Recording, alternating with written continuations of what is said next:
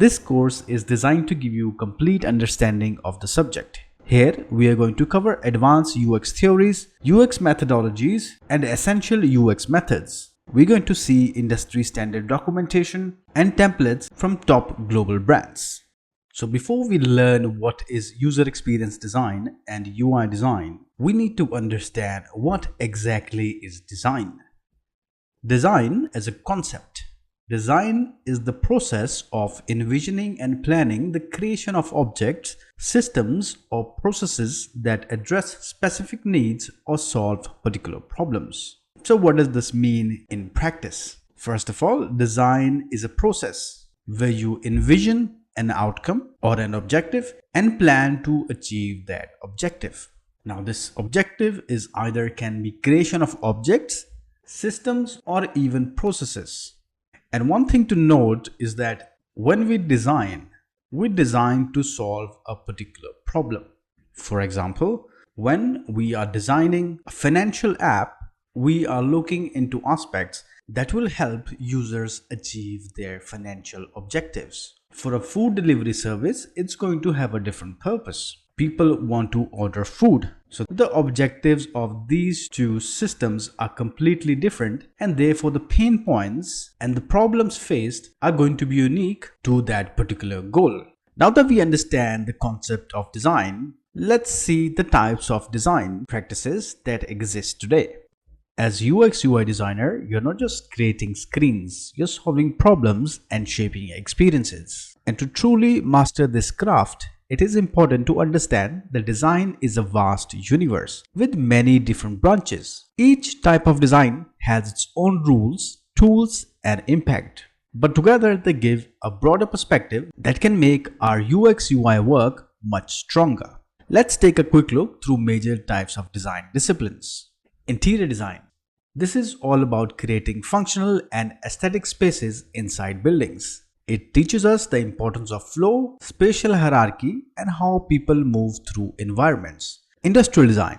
Think physical products like your phone, a chair, or a coffee machine. Industrial designers focus on usability, ergonomics, and form. Fashion design. Fashion is all about self-expression, form, color theory, and trends. It reminds us to balance creativity with usability, to make designs that not only work well but also look and feel amazing. Architectural design. The original design thinking field. Architects solve human problems through structure, planning, and harmony between form and function. Service design. This is one of the closest relatives of UX design. It's about designing entire systems of interactions, like your Uber ride or hospital visit. Service designers ensure every touchpoint in a journey feels seamless and meaningful. Graphic design. This one's a classic. Graphic design focuses on visual storytelling, branding, typography, and layout. These are essential for any UI designer to create interfaces that are both beautiful and functional. Web design. While often confused with UI, web design focuses on creating websites that combine layout, performance, and user needs. Visual design. This is more about look and feel, mood boards, color palettes, iconography, and illustrations. It is the art of creating aesthetics with purpose, a core part of modern UI design. Since this is a dedicated UX and UI course, let's have a look at our core topics. UX design. UX design focuses on enhancing user satisfaction by improving usability, accessibility, and pleasure, provided in the interaction between the user and the product. User interface design. A user interface design is creating of the interfaces through which a user interacts with the device, including buttons, icons, spacing, typography, and color schemes. When you understand design as a whole, you become more empathetic and multi-dimensional UX UI designer. Now that we are aware of types of designs, let's have a look at what makes a good design. When you open apps like Uber, Instagram, or Snapchat, everything just seems to be working perfectly. You find what you need and you don't have to think too hard and it feels good. That's good design. As Don Norman said, good design is actually a lot harder to notice than poor design. In part because good design fit our needs so well that design is invisible. And that's the goal of great UX, to make design feel natural and not forced. Let's talk about Don Norman for a moment. Don Norman is a cognitive scientist and the father of the term user experience. His book, The Design of Everyday Things, is a must-read for all designers. He teaches us that every design, digital or physical, should be intuitive and usable and not just beautiful. Now let's meet another design icon, Dieter Rams. While he designed physical products like radios and appliances for Braun, his functional principles of design apply perfectly to digital UX and UI today. Let's go through his 10 principles of good design. According to Dieter Rams, 10 principles of good design are: good design is innovative. In UX, this might look like Instagram stories when they first launched, a new way to interact with content using familiar gestures. Innovation doesn't always mean flashy. It means solving user problems in fresh, meaningful ways. Good design makes a product useful. Think about Google Maps. Its interface fades into background while helping you navigate anywhere. Every button, toggle, and feature has a purpose. Good design is aesthetic. Products like Notion and Apple Music aren't just functional. They feel delightful. The typography, the spacing, and the use of color keep users engaged while reinforcing the brand. Good designs makes a product understandable. A good design doesn't need a tutorial. That means it feels more intuitive. Think of the iPhone camera app. Open, tap, click. Simple, intuitive, zero friction. That's great design. Good design is unobstructive. In UX, this means the interfaces that support the user's tasks without interrupting them. Minimal modals, subtle tooltips, and clear CTAs that respect attention. Good design is honest. A good UI doesn't trick you. There are no dark patterns like fake countdown timers or misleading buttons. Duolingo, for example, is clear about what's free and what's paid. That's building trust. And that's how Duolingo builds trust with its users. Good design is long-lasting. Ever notice how Google's homepage has barely changed in decades? That's because the core experience is timeless. Search, enter, result. Great designs stay relevant without chasing every trend. Good design is thorough down to the last detail. Details matter. Micro interactions like button ripples, form field error states, or thoughtful loading animations all show care. Figma's interface, for instance, is packed with tiny details that make the entire design workflow smoother. Good design is environmentally friendly. In digital design, this means lightweight, fast-loading experiences that don't drain battery or bandwidth, efficient code, lazy loading, dark mode, and responsible notifications. Designing with care for users' device and data. And lastly, good design is as little design as possible. Clean, focus, and distraction-free. Stripe's checkout page is a perfect example. One field at a time. No unnecessary steps, no visual noise. These principles weren't written for screens, but they perfectly guide what we do as UX UI designers. Because great UX doesn't just look good, it works intuitively, earns trust, respects time and attention, and adapts to real human behavior. So next time you're designing a screen, ask yourself, am I designing for the user or for my portfolio? Good design is invisible, but its impact completely unforgettable. Now that we have a theoretical understanding of design as a discipline, let's focus on a core topic: what is user experience? There's a well-known definition by Don Norman and Jacob Nielsen that says, user experience or UX encompasses all aspects of the end user's interaction with the company, its services, and its products. In simple words, UX is not just about screens. It's about the entire journey a user goes through from the moment they discover a product to using it and even after. Imagine you're booking a flight online. The speed of the website, the clarity of search results, the ease of payment, and even the confirmation email you get after booking. All of this is a part of user experience.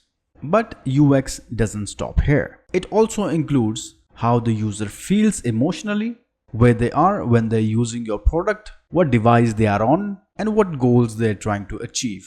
As Hazansel and Transiski puts it, UX is about the user, the context, and the system in use. Think about someone ordering food through a delivery app. Are they at home, in a hurry, on mobile data with low battery? All of that affects their experience. If your design doesn't consider the whole picture, the UX might technically work, but it won't feel right. So UX is not just is the button working or is the screen looking nice. It's also, is the user confused or confident? Are they enjoying the flow or getting frustrated? Or does the product solve their problem without wasting their time? That's real UX. When you design with UX in mind, you're not just making a product, you're crafting an experience. One that's useful, smooth, and hopefully even delightful. Because end of the day, people don't just remember features, they remember how your product made them feel. Now that we understand what user experience means, let's talk about how it's actually designed. UX design is the process of shaping the entire experience someone has with a product.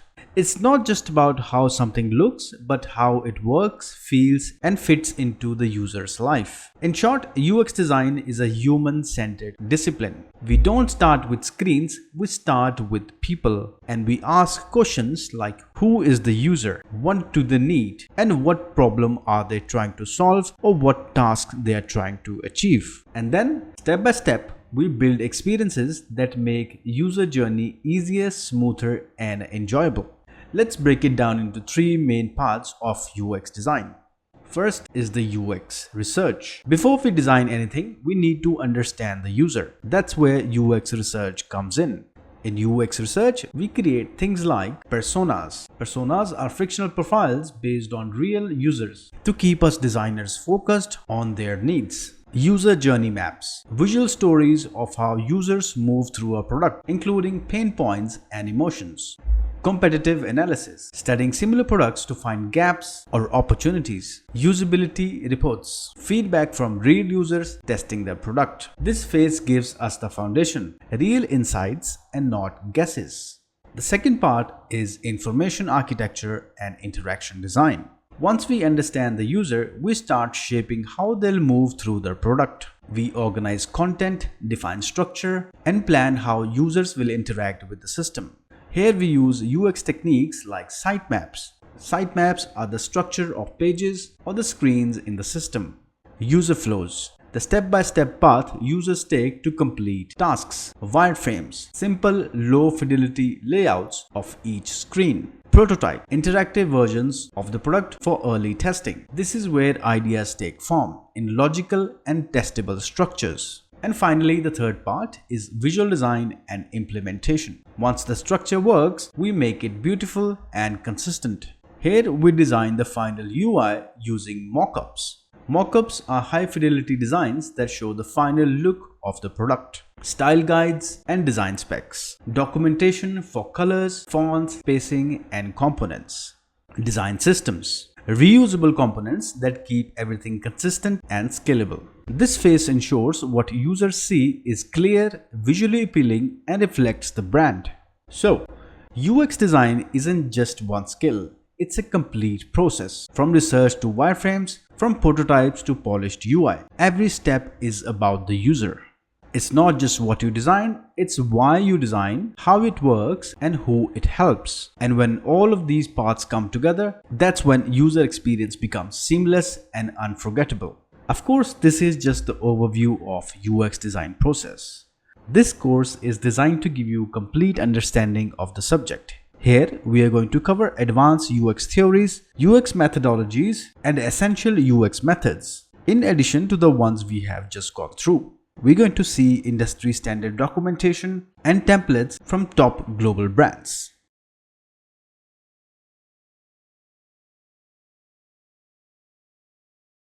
In order to better understand UI design, let's first have a look at key aspects that make up the user interface. Every screen is built from a set of visual, interactive, and navigational elements. These elements work together to guide the user create rhythm, and make the product feel more cohesive, helping users achieve their tasks. And then on top of these elements, we have additional technical UI aspects that helps designers create world-class designs. These include design systems, responsiveness, and accessibility. Let's have a look at each of them one by one. First up, we have visual elements. These elements define how the content is presented. They include typography. Typography is the art and technique of arranging typefaces and fonts to make text visually appealing, readable, and effective in conveying information. Color schemes. A color scheme is a thoughtfully selected set of colors used consistently across the system. Icons and imagery. They are visual symbols and graphics used to represent actions, objects, or ideas. Spacing and layout. This involves arranging elements with consistent spacing and alignment to create a clear, organized, and visually balanced interface. And then second types of elements are interaction elements or interactive elements. These are the elements with which users interact. For example, buttons and controls. Buttons and controls enable users to perform actions. Feedback elements. These elements inform users about the results of their actions, ensuring they understand the system's response and status. And then the third type of elements are navigation elements. Navigation elements guide users through the system. They include menus and navigation bars. These are structured elements that organize and provide access to a system's content or features. Breadcrumbs and search. Navigation elements that show user their location within a system and enable quick content retrieval. After these three types of UI elements, let's now look at technical aspects of UI design that are critical in any modern professional design. First is design system. A design system is a cohesive set of guidelines, components, and tools that ensure consistent, efficient, and scalable design across a product. They include design patterns. Design patterns are reusable solutions for common UI problems by combining a set of UI elements. Brand guidelines. They ensure digital product supports the brand identity. And then we have responsive and accessible design aspects. They ensure that design works across devices and for everyone. Therefore, we have adaptive layouts. This is designing for different types of screens, sizes, and input types. And finally, the accessibility aspects. They refer to not only following the guidelines like WCAG guidelines to support inclusive design, but to also make your digital products accessible for people with disabilities.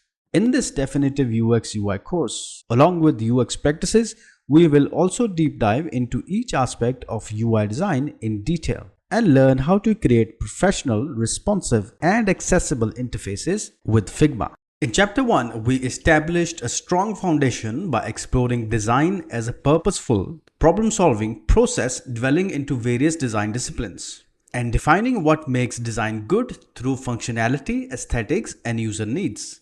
We clarified user experience (UX) as the holistic interaction users have with a product, UX design as a process of crafting meaningful experiences, and UI design as creating intuitive, visually appealing interfaces using elements like typography, color, and layout. To deepen your design understanding, I recommend reading the book The Design of Everyday Things by Don Norman. Up next, in Chapter 2, we'll deep dive into UX process and methodologies. Systematic, iterative approaches like design thinking, double diamond, and user-centered design to apply these foundations to real-world design challenges. Great! Having learned the fundamentals of UX and UI, now let's take a structured look at how UX and UI design come together in a UX-UI process. A great way to understand is through a model by Jesse James Garrett called the 5 planes of UX design. It gives us a clear picture of how an idea transforms into a real product step by step. This model breaks down UX and UI process into 5 layers, each layer that builds on top of the previous one. 5 layers of this model are strategy, scope, structure, skeleton, and surface. This model isn't just theory. At each layer, UX designers use specific methods and tools to guide their decisions. So now let's walk through each of these 5 planes in detail. But this time, let's also see UX UI practices you'll be learning throughout this course for each stage. First layer is the strategy layer, also known as the inquiry layer. At the very bottom is strategy. Here designers ask questions like who is the user, what are we building, why does it matter to the user, and how does this support business goals? To answer these questions, designers rely on UX research, which is the first core topic you'll learn in the course. You'll get to learn about primary and secondary research, quantitative and qualitative methods, and perform competitive analysis to understand what similar products are doing and where they fall short. And you will also learn how to present your user research. The second layer is the scope layer, turning research into requirements, or also known as the synthesis stage. In this stage, designers synthesize research from strategy stage and define the scope. Here, as designers, we ask what the product will include, what features are important, what pain points are we addressing, and what content needs to be created. This is where UX methods come in. Through these methods, we'll learn how to synthesize information we have acquired in the research phase. Here, you will learn affinity diagrams to organize messy research findings, learn to create personas that represent your core user, map emotions and behaviors using empathy maps, and visualize complete user experiences with journey maps. All these methods help you to translate research into meaningful feature set. Third stage is the structure stage, designing the information flow. In this structure layer, designers shape how everything is connected. Here, designers ask questions like what content goes where, how will the users navigate, and how do they move from point A to B. At this stage, designers start creating information architecture. To create optimal information architecture for your product, you will get to learn methods like card sorting to understand how users categorize content, and learn to create user flows to visualize how users will navigate throughout the product. The fourth stage is the skeleton stage, wireframing the experience. Once the structure is clear, we define the skeleton, the actual layout of screens and elements. At this point, you as a designer begin creating things like wireframes, early prototypes, and design visual hierarchy and navigations. And yes, this is also where you begin testing, a critical aspect of UI design. Testing helps designers validate their ideas early using sketches or early low or mid fidelity wireframes. In this chapter, you will get to learn how to make low fidelity wireframes, create mid fidelity wireframes, run guerrilla tests on your wireframes, conduct usability testing to observe where users get stuck or areas of design having usability issues. Then you will learn UX heuristics, 10 usability principles like feedback, consistency, and errors that help you evaluate any website or design. And finally, we will deep dive into UX heuristics evaluation as to how to conduct proper UX heuristic evaluation using professional real-world templates. And the last stage is the surface layer, the user interface layer, the layer that users see and interact with. Here we focus on final interactive prototypes. It must also support usability and psychology. That's why your course includes dedicated theoretical and practical chapters on layouts and grids, color theory, typography, 20+ web and mobile UI design patterns, and UX laws, the timeless rules for better UX UI, like Fitts law, Hicks law, and law of proximity and similarity. So here's the big picture. First, strategy, the research phase. Scope, synthesize research and set scope and features. Structure, establish structure with information architecture. Skeleton, start wireframes and early prototyping. Surface, the visual design and the final interactive mockup. And across every layer, we test, refine and repeat. A journey from insight to interface as per your chosen UX methodology. Having understood Jesse James Garrett's 5 planes of UX, you have gained a clear, structured framework for designing user-centered digital products. Moving from abstract goals to tangible interfaces. Now, we'll explore UX methodologies, which are flexible, systematic approaches to design process. What are UX methodologies? Now that we understand the structure of UX design process, it's time to look at the methodologies that guide how designers actually work in real-world projects. UX design methodologies are structured approaches They help teams go from understanding users to designing and testing solutions step by step.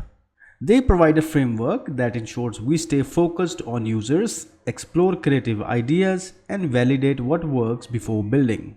Over the years, organizations like IDEO, Google, and Nielsen Norman Group, along with thinkers like Peter Morville, have developed some of the most widely used design methodologies, and we'll explore a few of them in this lesson.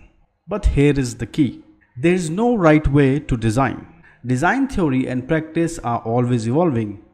New approaches are emerging that focus on diversity, equity, and inclusion, like Microsoft's inclusive design or design justice movement, which aims to make design fairer and more human-centered for all. Some teams use one methodology, others combine several methodologies depending on project, team size, timeline, or user needs. And one day, as your experience grows, you might even create and document your own way of working, a unique design approach that helps others see problems differently. In this course, we'll focus on 3 core methodologies. First is Double Diamond, a structured model developed by a British design council that focuses on problem and solution thinking. Second, Design Thinking, a creative iterative approach used widely across design, tech, and education. And the third is User-Centered Design, a principle-based methodologies that keep the user involved. These 3 are practical, flexible, and form the foundation of modern UX workflow, which is why we'll explore them in depth. In addition to these 3, there are other methodologies which you might be interested in exploring.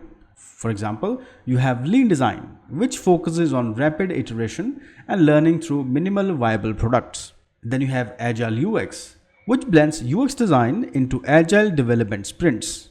And then also Jobs to be Done, a framework that focuses on task or job the user is trying to accomplish rather than just who they are.